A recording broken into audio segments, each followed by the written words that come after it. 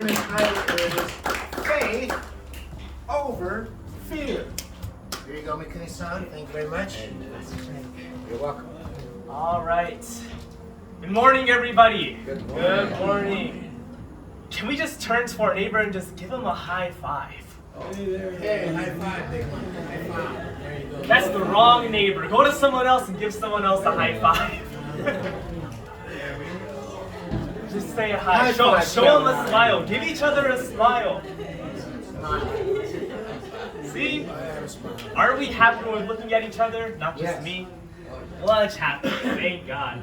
So, once again, good morning, everybody. Thank you all for being here, for letting me be able to share. So, for today, I wanted to give a little report as to how the Korea trip was that happened already over a week ago. Yeah. I can't believe it's been a week already. But I want to give a report and then a little message after that. But actually, firstly, I want to start off with a little video.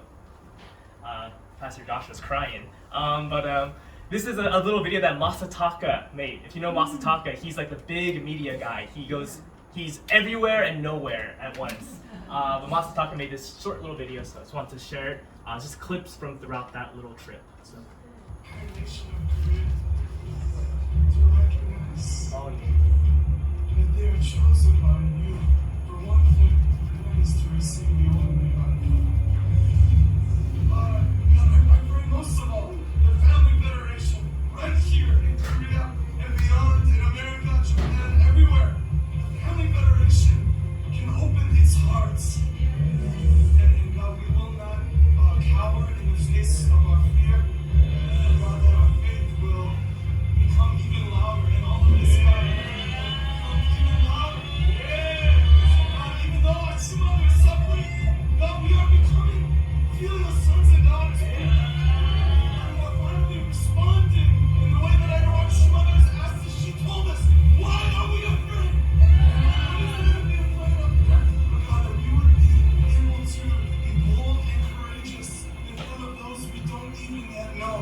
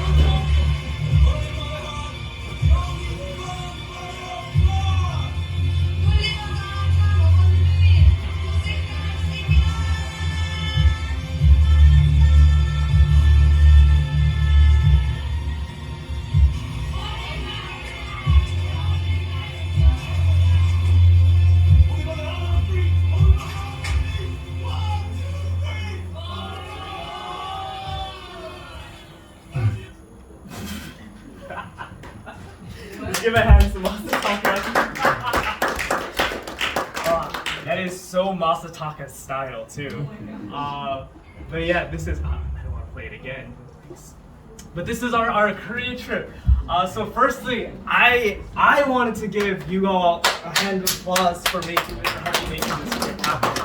So it was. I think it was beautiful. So really, I thank you all, Family Church of San Diego, for helping me make it there. Actually, when this trip was first announced, this was announced on 3 days before we left. It was a very last-minute decision, but we did it, and then the 9 of us, there were 9 of us total who agreed just on the spot. We want to go. And so we all took our stand. We all paid for our own plane tickets, and we were all kind of under the impression like, yeah, we'll probably be a little broke after this, but it's worth it because we wanted to do something.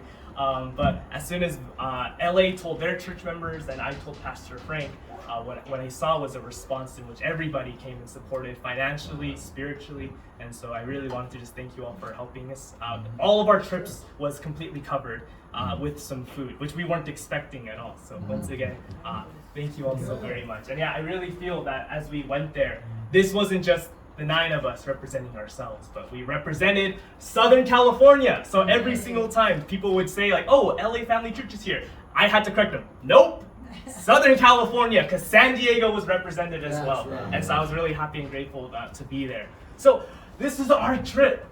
In just a few photos. This is we were there for only 3.5 days, so very brief.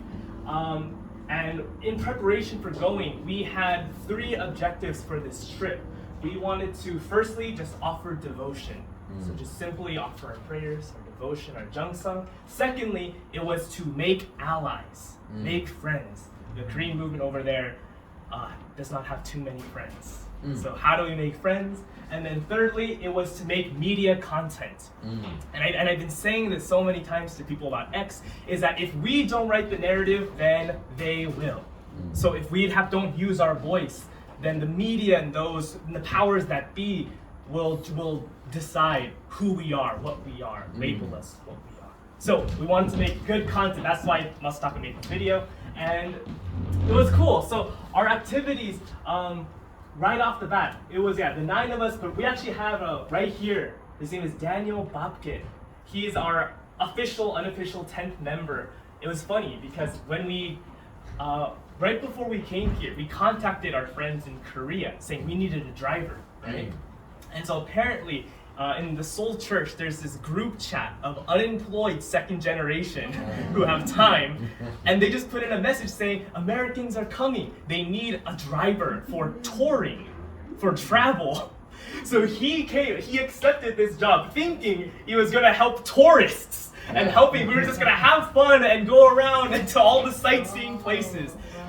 Little did he know, he just joined a 3-day mission trip, and he was with us at every single stop. So I wanted to really thank Daniel Babkin. He's a Polish-Russian second generation, but he was with us every step of the way. And so the 10th of us were all together, and every morning and every night, our schedule, we went to the detention center where Mother is being held. Actually, if you go there, you can't see the building that Mother is being detained at. They have these huge police buses to stop the way. But we were nearby, and when we got off the plane, we kind of hit the ground running. We went straight to the detention center to offer our devotion. And then we were met with this gentleman right here. Yeah, who's that? This is a Tonggil Mudo and Won Hwa-do Grand Master. Oh. And he was actually offering devotion there since day 1, the day Mother was detained. He went to the detention center and he set up this makeshift Chunshim-won vigil area. And he was offering devotion every day. And then he was telling us actually as his position, and he was sharing how he knows Tonggil Mudo, and his job is to teach leaders Tonggil Mudo. Wow. And the reason is because Mother told him, if the time comes when you must fight the communism, use Tonggil Mudo. Oh, wow. So he's teaching us these Tonggil Mudo steps and how we can fight communists. All right, I don't know if I'll need it, but thank you. I hope I don't need it. But anyways, incredible devotion. So does he kneel like that when he is doing the vigil? Like the picture above. There. Maybe he just has great posture. Maybe. Yeah, I think he does, but he does, yeah. We're all shoeless. But yes, we started with going to offering devotion each day, and then the day looked like after that we had 3 days of straight Christian church outreach.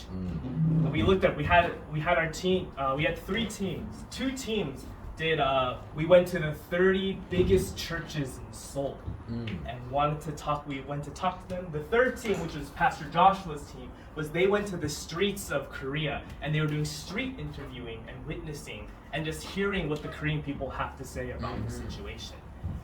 Joshua was suffering because he was met with so much rejection. He said it was like people were just walking right through him because no one wants to talk to a foreigner with a mic. But anyways, he was able to meet some righteous people and get some interviews, and that was some of the media content that we were seeing. So he was out there with Masataka, and then the rest of us, we were visiting churches. And if you guys saw my video reports, if not, it's okay. What we were met with was crushing rejection. Oh God. We went to over 30 churches, and our approach was simple. You know, all of us, our approach was that this might be the first time these folks might see Family Federation or Unification Church members. So we wanted to look good. You know, we dressed up nice in our Sunday bests. We had our big bright smiles, you know, fixed up our hair, knocked on the door, hey, hello, My name is Mikuni Santoro. I'm from the Tonggyulgyo, or Unification Church in Korea. I want to just sit down and just talk with you. I'm from America, and I came to Korea to talk with you guys, with your people about religious freedom. Can I have just a few minutes to talk with your pastor? Is that okay? That was our approach, right? 80% of these churches, as soon as they heard the word Tonggyulgyo, it was their face changed. And 80% of the times, we were kicked out on the spot. We were kicked out on the spot. And then we were told they don't have association with our church. We are not a church. You guys aren't a religion, they would say. And so because of that, please exit the building. 80% of our approaches were like that. 19% of those, they actually let us come in. They let us in and they sat down so they can berate us to our face. And then they would tell us straight up, you are not a church. This is wrong. One of them, I don't even want to say it. One of them said, this isn't even religious persecution. This is a political thing. She deserves this. Mother deserves this because she committed a crime. It's due process. So did they say why? What did they mean by this? You're not a church? Was it asked? They don't recognize us. They don't acknowledge that we actually are a real church. They That we think believe in God, or they see us as a political entity or as just a heretical group. okay. They write us off. And it's painful, actually. Something we heard from a lot of them was, why are we different? Why are we different? And then when I would ask them why, they wouldn't even answer. They would just say, nope, different. They would pretend not to understand me. But they understood me real good the first few minutes. But yeah, anyways, I digress. So that was our experience. That was the reality of our church members, of our unification movements in Korea. And they were met by these Christians. Not saying anything bad about them, but my God, were they narrow-minded? My God, were they small-minded? And it was really we ended each day with so much frustration and just these are the people that's supposed to open the doors to everybody. Anyways, it's in their scripture. I know they're wrong. They were wrong for that. But if you add up the percentages, 80. We said that 19%, there's 99% because there's 1% remaining because we actually did make one friend. Amen. We made one friend. This is a Catholic priest. And he was actually very honest with them in their meeting is that, I don't agree with you. I don't like the Unification Church, but I want to talk to you guys. And so what happened was they visited their church one day. They couldn't meet him, so they scheduled an appointment the next day. And they got his phone number, and they were talking, texting. And then when he heard that they were going to visit from his assistant, he waited outside of his church for our team for an hour. Wow. And he didn't even know who he was looking for, because he doesn't know what they look like. He just knew that these young people from America wanted to meet with him. And so he offered over an hour and a half of his time to go prepare to meet them. Incredible heart, So, I don't know his name, but yeah, he's a Catholic priest. They had a great conversation, and he was supportive of our religious freedom efforts. So, if Korea doesn't get destroyed like Sodom and Gomorrah, it's because of this righteous man. It's because he welcomed us into his house. But anyways, that was our result. Yeah, our purpose was to make friends. And anyways, yeah, it was a lot of this, but I think I mentioned it too. We felt this was so important because, once again, if we don't meet with these pastors or these people, then they're gonna learn about us from others. So we wanted them to meet us, to give them a chance to meet actual Unificationist members, to know that one, we're not monsters, we're regular people, and yeah, just interfacing with them, and hopefully we hope that could change some of their hearts. It was really cool. She wasn't a pastor, but one of the people that we met was outside the detention center. It was this Catholic woman. Her name was Cecilia. And she overheard us talking, and she was curious, what are these Americans doing here in Korea? Why are you here? And we told her to answer, we are Tonggyulgyo, and we are here to support Holy Mother Han. And so she was like, whoa, Unification, this is our first time. What do you guys believe? Why are you doing this? And then we were walking to get breakfast. And she was just walking right in. We didn't even know where she was going to. It was probably different directions. We started walking with us, and she was asking us, what do you believe? Why are you here? And then she was so moved by the heart that these young people from America would come just to offer devotion. So she followed us walked with us to the breakfast place we were going to, and she paid for all of our breakfast. Oh my gosh. Wow. And she was saying, good luck with your efforts. So incredible. Like, this is the spirit of Korean people, you know, the heart that they have. I don't have a photo. I don't think I have a photo, but she was Cecilia. She was great. But again, that may have been the first time she ever met a Unification Church member.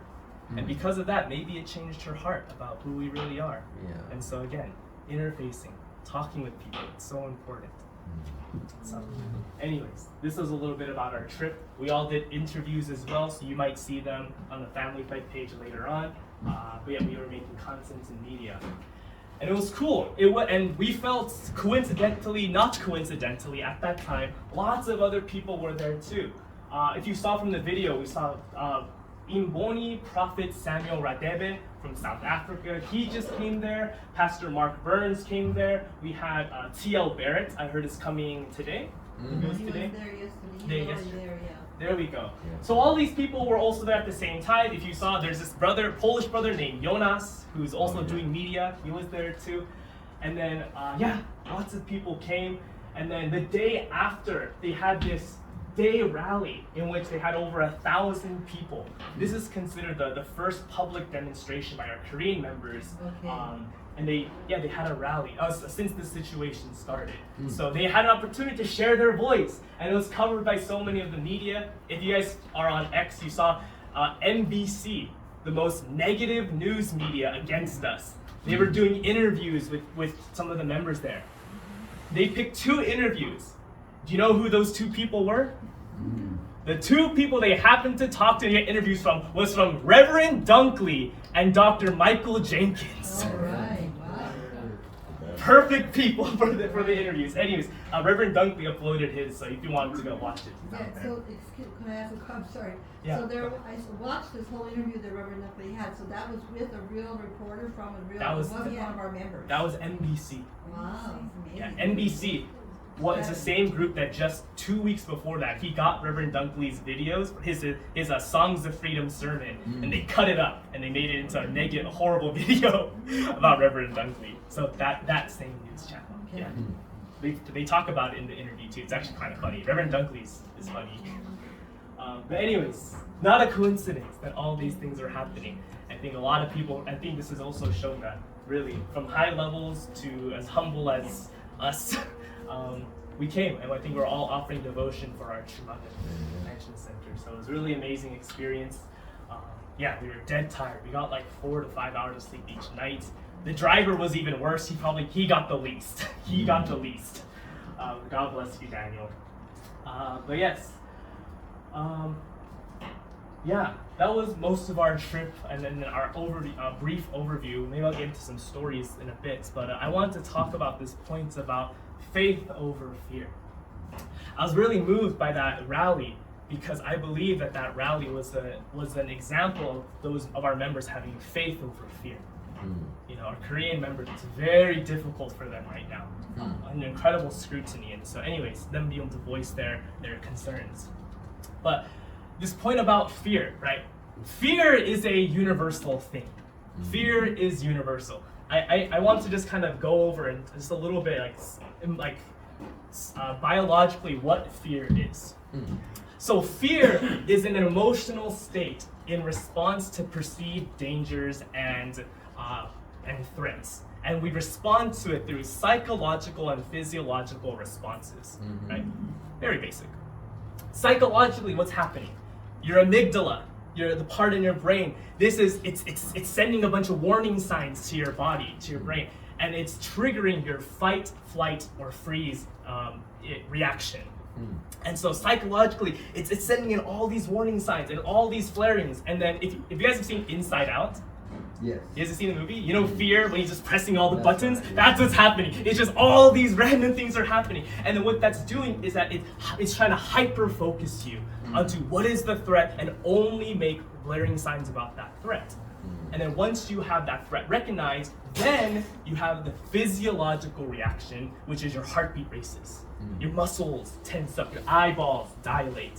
And the reason is that it's your body is preparing to fight, flight, or when you tense up too much, you freeze. But the point is that this retriggering, this feeling of fear is meant to be actually a survival mechanism. When you have fear, it's your body taking you away from dangers. But there's fears that we have that we're more prone to have to protect us, right? Does anyone know? We have two innate fears. Does anyone know what they are? We are born with two fears, and you know what they are. I think I know fear of snakes and falling. Is that correct, or? Fear of falling is correct. Okay. The other one is loud noises. Loud noise. We are born to be scared of these things. But evolutionarily, we have an inclined desire to fear snakes, spiders, the dark, cliffs. Yeah, me too. The IRS. Why? Because evolutionarily, these things were our predators. They kept us in harm. So we have a readiness to have these fears. So once again, when we think about these fears, these are good things. It helps protect ourselves, and it's sustained us, and it's probably why we are still alive to this day, because our body has fear. The biggest fear is the fear of rejection. That's true. That's true. Sounds like we need more fundraising. More fundraising training. Fundraising training. But anyways, but what about fear outside of a survival context? Okay, so fear is necessity, it's important, it's universal. Sure. What about outside of a survival context? And this is where something I believe, I could be wrong, there might be words that disproves it, but I believe when we let our fears that aren't for survival, our fears overcome us and prevent us from doing the things we want to do, that is a sign of mind and body disunity. Yeah. Because if you look at the responses of fear, it is a physical one. It is your body telling you, don't do this, don't do that, it's too scary. And your mind, your spirit, whatever it wants to do, it's stopping it from doing it. So it is a mind and body disunity, right? I have a fear of swimming in large bodies of water. I'm scared of the ocean, guys. I went boating with Uncle Robert Enyards. Oh, yeah. That was really nice. But I got more scared of Uncle Robert than the water. He's a strong guy. But I'm scared, and even if I know, like, I'm in a lake, like, oh yeah, there's no sharks in the lake. There's no, like, crocodiles in the lake. But for some reason, even if I know what it is, I still have this kind of fear in me, right? It's kind of irrational. Because there's deep water in the lake. Deep water in the lake, yeah. I don't know what's down there. Maybe I'll drown. I'm a pretty good swimmer, though. Are you? But nonetheless, I have fear. Another thing I think Uncle Senor Miguel said it was fear of rejection.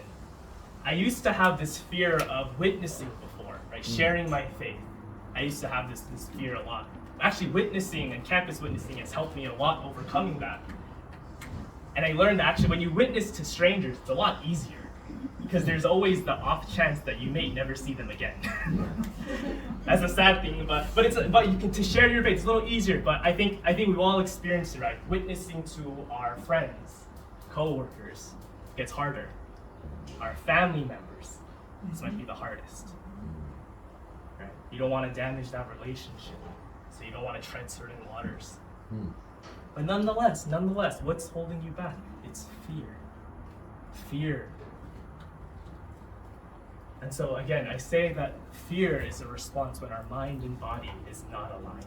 So we can really see that this is an issue that happens because of the human fall. It's not meant to be. We are not meant to be living in fear. So with that, I wanted to share a little story just about overcoming fear. Does anyone know the story of Daryl Davis? Anyone heard of him before? This is incredible. So he's a jazz musician who converted over 200 members of the Ku Klux Klan to leave the Klan. You've heard of him? To leave the Klan. Yeah, I want to share his story real quickly. So Daryl Davis, I forgot where he's living, but he's a 25-year-old jazz musician, and there's a story goes that he was playing at the bar one day, jazzing it up, and then these two white gentlemen approach him. They sit down, they get a drink at the bar, and then one of them just says, "You know what? You're really good at playing music. I've never heard music like this before."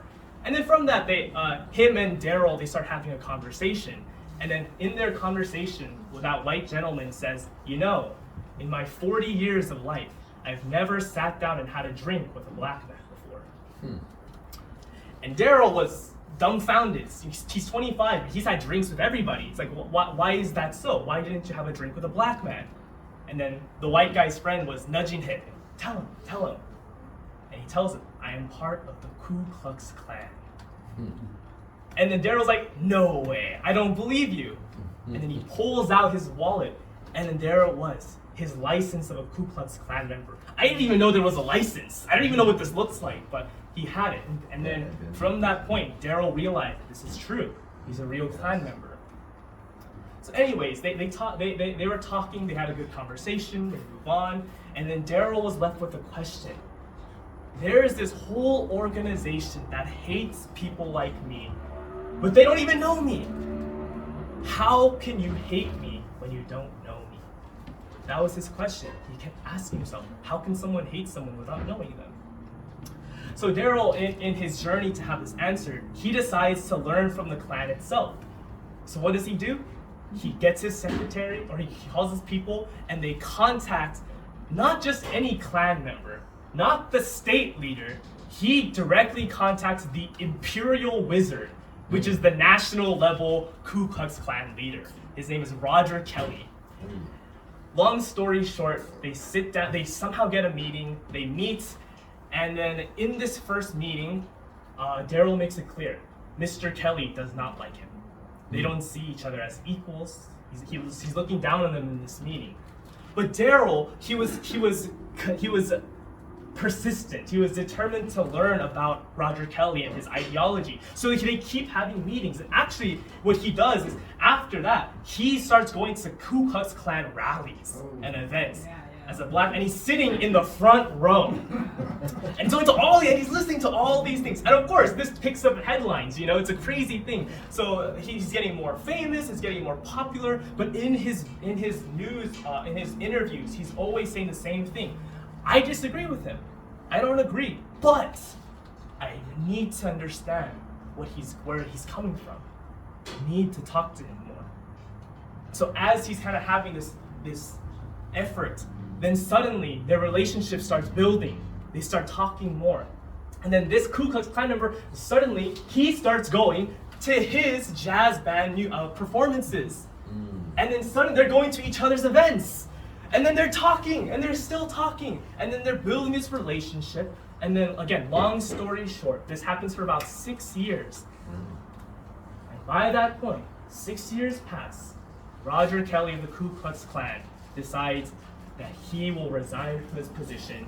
He hung up his robe, and he never joined and he left the Ku Klux Klan forever. How about that? He has that same story with about 200 other Klan members. Through talking with them and just building relationship, he was able to convince them to leave this awful group.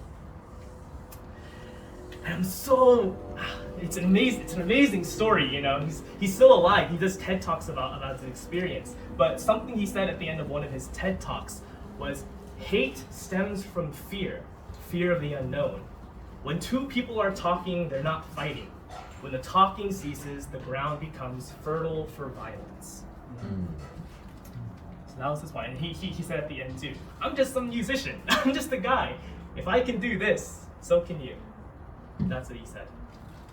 But I love this story of Daryl Davis because it's a story of these two people who are very unapologetically themselves, right? At no point do they ever agree with each other or it's their ideology, but they keep talking. They have a respect for one another. And that respect and that willingness to talk open their hearts to then transform Roger Kelly from this horrible bigot to not. Moving on, I don't know where he is right now, but he's not in the Klan. So, incredible story. So I think this is a great example of someone who chose faith over fear. Fear of literally risking his life. This is in the 70s, by the way. Yeah. So risking his life to reach the other person. We all have fears. It's a universal thing. So how do we, as people, overcome our fear so that we can become people like Daryl Davis? So we become these people who can really, break the walls and do wonderful things into amazement. So I want to go over kind of 3 points in my experience in how one overcomes fear. First way in overcoming fear, follow the principle. Easy. Not easy. Follow the principle. No, I mean it though. Follow the principle. What does unification thought say about will? It says to have will, you must stimulate your emotion and then your intellect. And then when those two things are in harmonious union, you generate will. The will to do action. This isn't just with fear. This is with anything. If you want to do anything, accomplish anything, intellect, emotion, and then intellect, then will comes. So when it comes to fear, we can always ask ourselves these questions, right? Do I want to do this? Do I want to do this? Is it worth it? If it is, if you have a desire, how are you going to do it? Why are you going to do it? Ask yourself. You have a desire and you know what to do. Naturally, according to the principle, the will follow. If you have one, you don't have the other, then you know what to do. Work on the other. If you have neither, well, I guess you're not doing it then. I guess it's not. In Japanese, you say, "Shouganai yo ne." Yeah, can't be done. It can't be helped. But if you have the desire, if you ask yourself those questions, ask your heart, do you want to overcome this? Is this something that's worth it to you? And if you feel something, surely you must work on it. You must find the reason. So emotion, intellect, follow this blueprint. Again, not just with fear, but everything. This is the blueprint to do anything. Number 2, find joy in your fear. Find joy in it. If you don't find joy, then you're just going through it miserably. But find joy. In fact, find humor in your fear. Laugh at fear. Make it ridiculous. I think that's the coping method actually. Psychologically, when you have fears, one way you can overcome your fear is by laughing at it, finding humor in it. Dark humor, right? Uncle John's like, yep. Dark humor. Dark humor isn't about laughing at something bad or laughing at something grotesque. It's not. Actually, the psychology is that when you're able to make emotional distance from something painful or an experience, when you make emotional distance, then you can control your emotional response to it. So typically you do laughter because when you laugh at something, you take power away from it. Nothing makes you more demeaned than being laughed at to your face. So anyways, you make distance from it and then you control the reaction to it. And so I think one example I saw this was actually on this trip. We went with one of our fearless leaders, Naoko Hiraki. Anyone knows? If you guys know Naoko-san, she's a tough name. She's a tough cookie. She's real strong.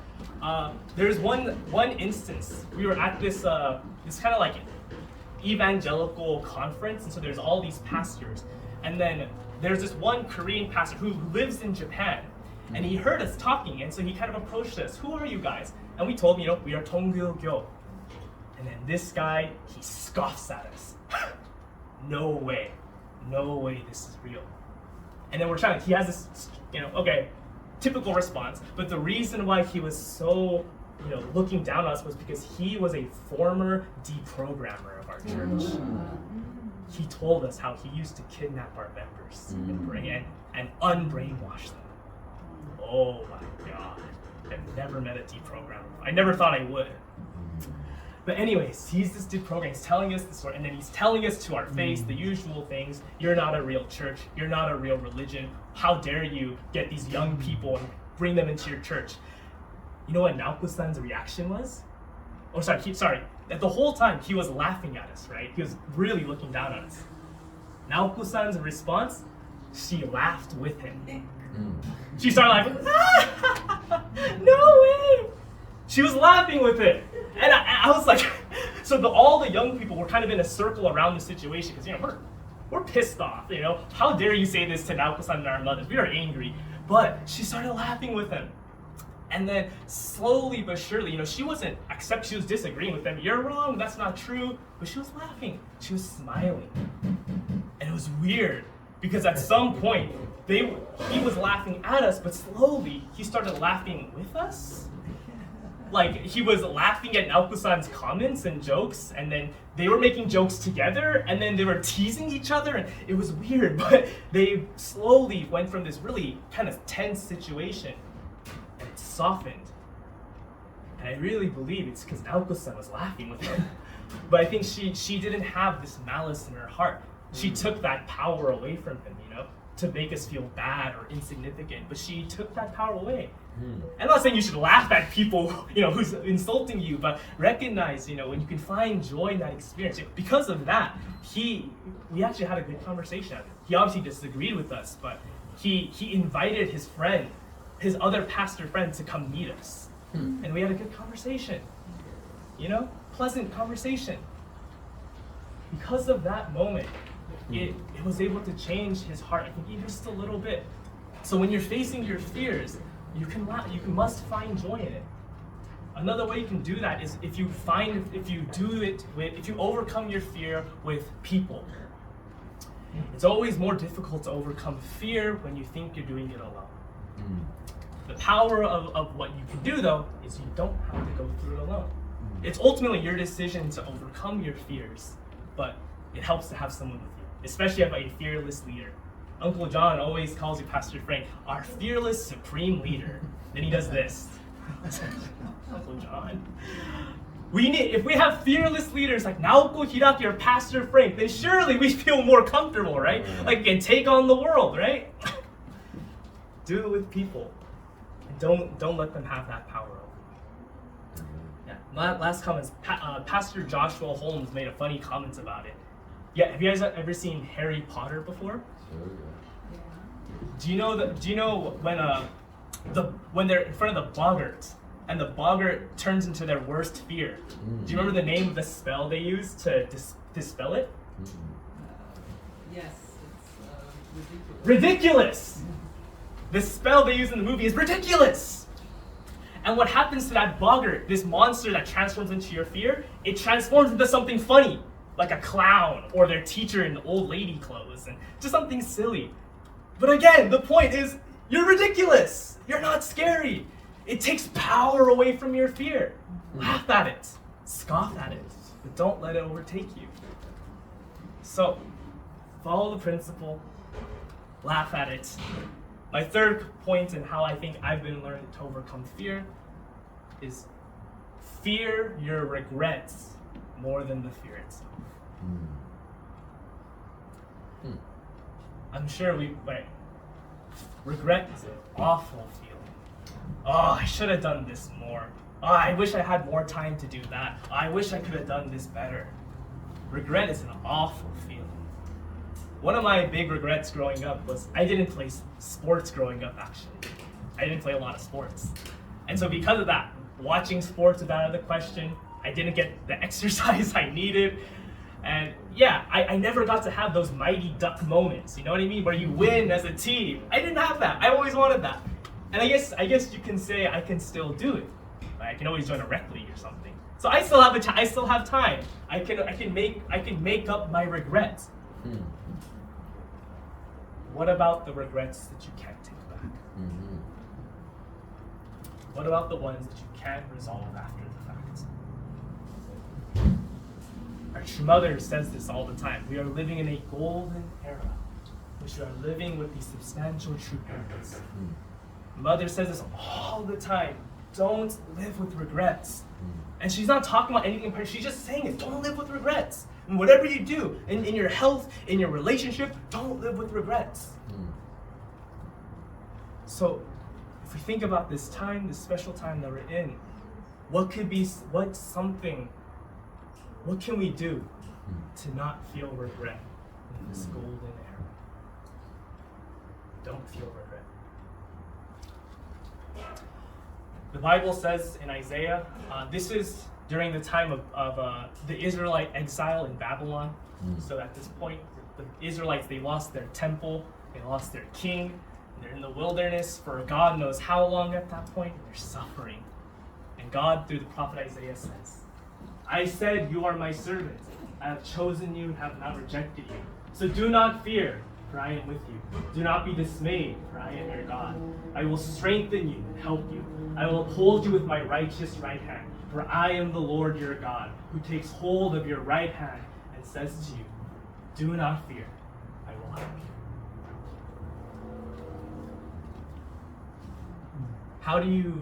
How do you feel when God is with you? How do you feel, right? You feel like you can probably do another witnessing run on 4 hours of sleep, right? That's right. Like you can hop on the plane and go to Korea and get married to someone you may not have met before. When you're with God, you're on fire. Are we not, right?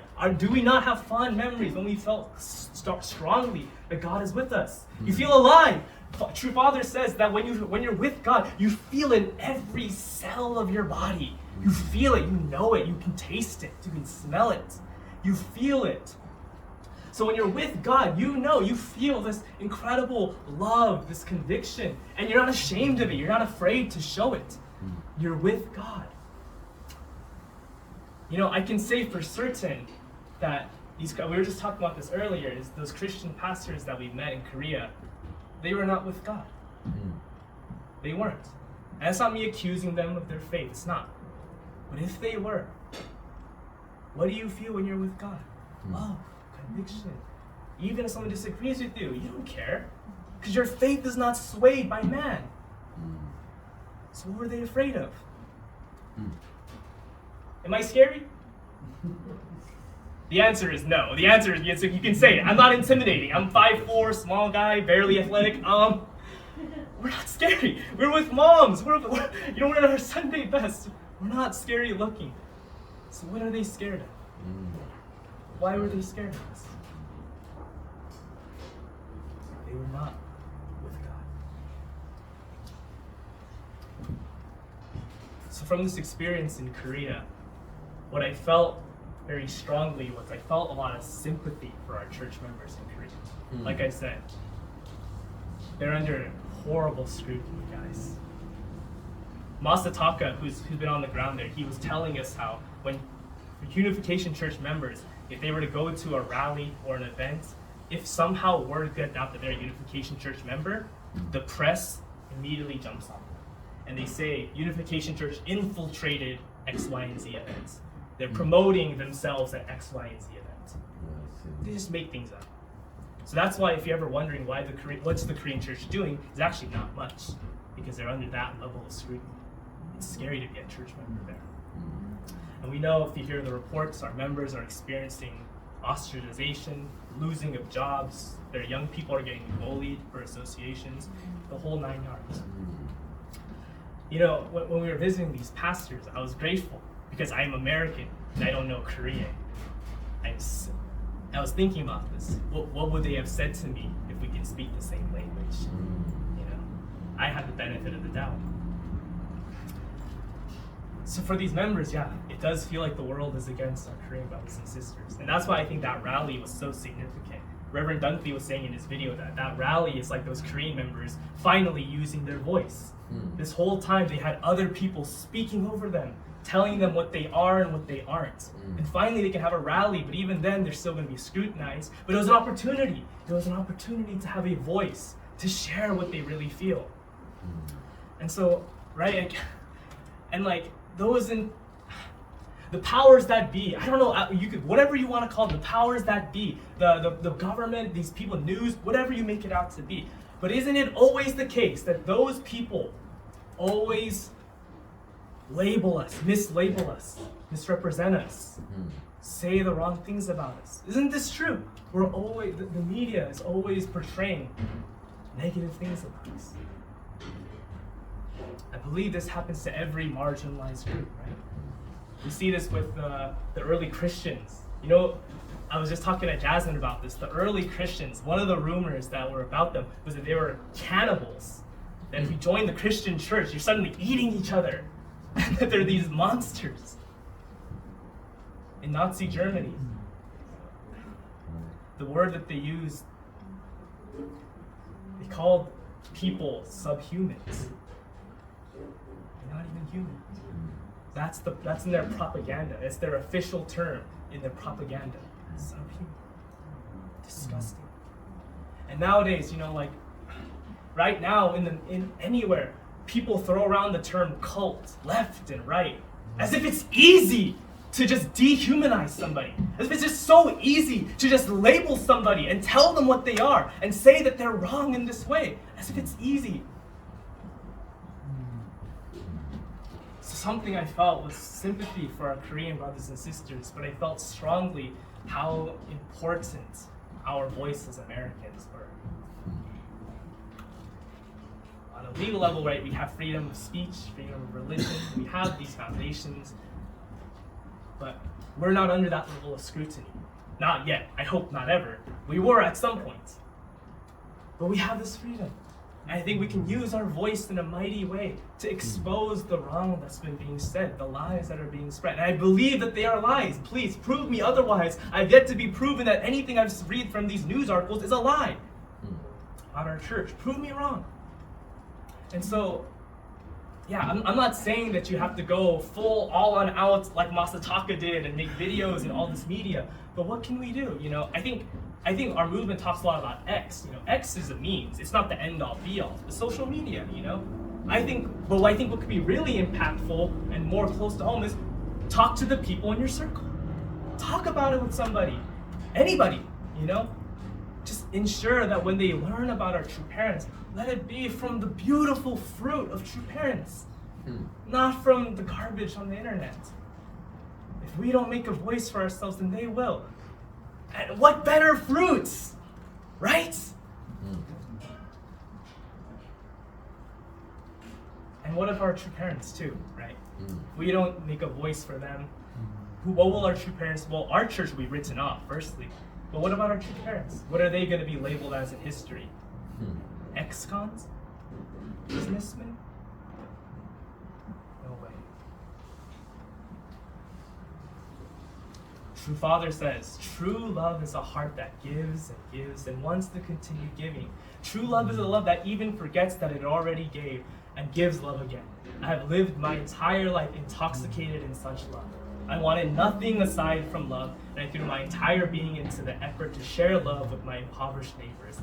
At times, the path of love was so difficult that my knees buckled under me, but even then, I felt happy in my heart, dedicated to loving humanity. Our true mother says, no matter how difficult the path may be, I will complete God's providence of restoration during my lifetime. I will do whatever it takes to fulfill our Heavenly Parents' will. This is our true parents. This is the true parents that I know. No matter what I read on the internet, no matter what I read, I read it all, by the way. No matter what I've been told. This is who I know true parents as. You can't convince me otherwise. So we have a bad image in our history, guys. Our church gets a bad rep, that's true. Many leaders, many people in our church have misrepresented us, that's true. Many people have done wrong things in the name of our church. That's true. We're not denying our church is perfect. Far from it. We're just people. But we acknowledge and we recognize it, you know? We have to own up to it. And I talk about this with Jasmine all the time, you know? Yeah, nothing in this world is really true. Our church, as an institution, I mean, is not super true. Religion is not totally true. Politics is far from true. Internet is far from true. Opinions change all the time. You know, nothing is really true yet. But I believe one thing is true, and that is true parents. And right now, our true parents are being attacked. I want to share some updates about Mother's situation, just to give a little bit of gravity. So So our true parents are being attacked. If you heard, unfortunate news on Friday is that True Mother was indicted a second time. So this is an indictment on top of what was already indicted, and they're claiming it's for coercing members to join the PPP, the People's Power, the right-wing group in Korea.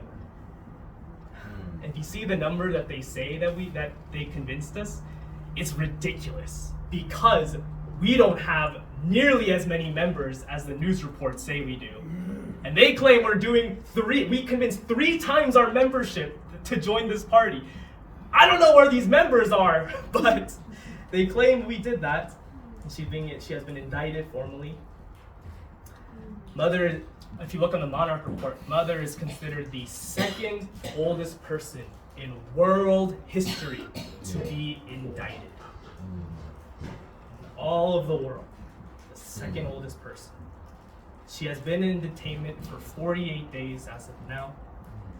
A lot of news gets it wrong too. A lot of them say it's October 10th. It's not. It's September 22nd. They don't like saying that it's longer. She was released for 4 days to receive glaucoma surgery, and her appeal to continue detainment from home or in the hospital was denied.